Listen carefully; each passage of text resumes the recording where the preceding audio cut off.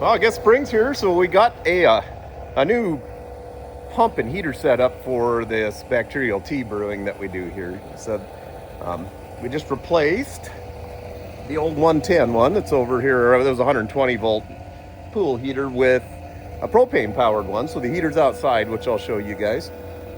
We have this variable speed pool pump here. I love that pump so much that I actually just ordered one similar to that to fill our sprayer with down at the yard too. So this thing will push about 130 gallons a minute off a 110 volt plug-in, and you can ramp the speed up and down to whatever you want. So right now this is running at about 85% of the capacity of that pump. That seems to be getting plenty of air here into our Venturi. So for you that haven't seen this, there's a Venturi here, and that's how they're injecting air into the solution to provide air for the bacteria when it's breeding in here, basically. So you can see that's sucking pretty good. So we're back to about the same flow and suction, I think, as it was when we were running this 240 volt pump.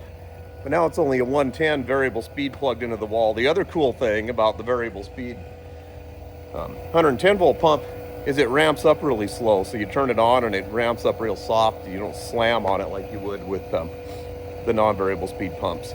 When we come outside, we just have a little propane tank set out here. And what this allows us to do, this propane setup, is heat this water up to 80 degrees in about 2 hours, where it was taking us about between 24 and 30 hours before. So just have a little 250 gallon propane tank that Taylor set here. So thanks for doing that, you guys. And then a pool heater hooked in the outside of the shop. And then every time it needs to heat, when it calls for heat, it just turns on and it heats it up to 80 degrees really quickly. It won't heat if there's no flow going through the heater, so there's a lot of cool safety stuff on this pool grade. Stuff that maybe we wouldn't have normally in farming. So anyways, I just wanted to show you guys what we're doing, that we're getting ready to roll here. We have Cody over here, I think, is moving seed from one truck to the other, and we've got the sprayer out. We're getting that thing ready to go, and maybe, hopefully, by next week or so, we'll be able to get rolling here, although it looks pretty cold on Monday. But at least this brew will be done here in about 72 hours. So that stuff, we dump all the bacteria and the food in there.